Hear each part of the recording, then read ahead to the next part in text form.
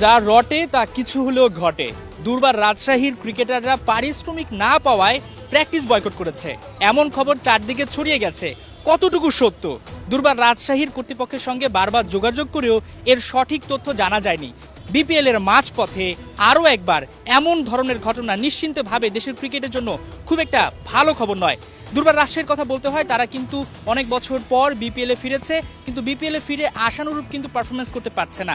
আরও বড় ব্যাপার যেগুলো হচ্ছে যে তাদের মধ্যে যে পেশাদারিত্ব ব্যাপার সেটা কিন্তু খানিকটা অভাব রয়েছে, খানিকটা না আসলে অনেক কিছুরই অভাব রয়েছে। এখন পর্যন্ত তারা 6টা ম্যাচ খেলে ফেলেছে, অর্থাৎ তাদের বিপিএল এর কিন্তু অর্ধেক ম্যাচ খেলা শেষ, কিন্তু তারপরেও তাদের কিন্তু যে কিট ব্যাক থাকার কথা সেটা কিন্তু আমরা দেখতে পাইনি।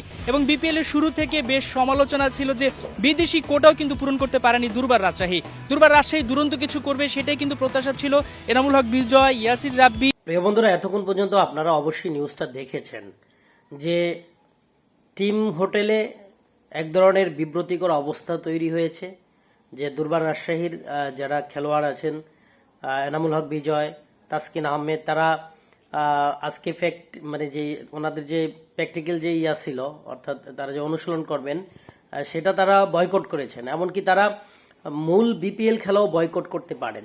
তা আমার প্রশ্ন হচ্ছে ভাই, দুর্বার রাজশাহীর যে যিনি মেন আছেন, অর্থাৎ খেলাটা যিনি নিয়েছেন মালিক, আমার কথা হলো আপনি খেলোয়াড়দের পারিশ্রমিক দিতে পারবেন না, আপনি কিট ব্যাগটা পর্যন্ত এখনো দিতে পারেন না, আপনি তাহলে আপনার দল নেওয়ার দরকারটা ছিল কি? আপনি না নিয়ে অন্য একজনকে দিতেন, তো অন্য একজন নিত। আপনার কি প্রয়োজন ছিল? আপনি যেহেতু পারবেন না, তাহলে আপনার কি প্রয়োজনটা ছিল? এই যে এখন এভাবে যদি তারা খেলোয়াড়রা যদি খেলা বয়কট, তাহলে বিপিএল নিয়ে তো এমনিতেই প্রশ্নবিদ্ধ, আরো প্রশ্নবিদ্ধ হবে বিপিএল, আরো প্রশ্নবিদ্ধ হবে। তাহলে আপনারা কেন বিপিএলটাকে প্রশ্নবিদ্ধ করতেছেন? আপনি পারবেন না, আপনি নিতে গেছেন কেন? আপনাকে তো নিতে কেউ বলে নাই। প্রিয় বন্ধুরা, অবশ্যই পুরো নিউজটা দেখেন, দেখে আপনারা অবশ্যই মন্তব্য করে যাবেন। এটা কিন্তু শুধুমাত্র দেশের ক্রিকেটেই যে একটা বড় প্রভাব রাখবে তা কিন্তু নয়, পুরো ইন্টারন্যাশনালি বিপিএল এ যেহেতু ক্রিকেটাররা খেলতে আসেন না, বিদেশিরা আসেন না, আগ্রহ দেখান না, সেখানটা যদি এরকম ঘটনা ঘটে সেটা কিন্তু এক প্রকার আমাদের দেশের ক্রিকেটের সবচেয়ে বাজে একটা খবর হয়ে দাঁড়াবে। তো এই ছিল রেডিসন ব্লু থেকে দুর্বার রাজশাহীর ক্রিকেটারদের পেমেন্ট না পাওয়ার কারণে যে প্র্যাকটিস বয়কট করেছে সেটা সবশেষ অবস্থা। বিসিবির সভাপতি সহ এই মুহূর্তে জরুরি বৈঠক চলতেছে, দেখা যাক কি হয়।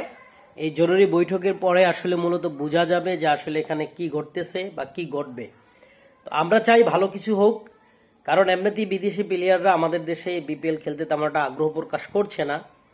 এর মধ্যে যদি আবার এই ধরনের ঘটনা ঘটে, তাহলে এটা ভবিষ্যতে বিপিএল এর জন্য পুরোপুরি একটা বড় ধরনের একটা ক্ষতির কারণ হয়ে দাঁড়াবে।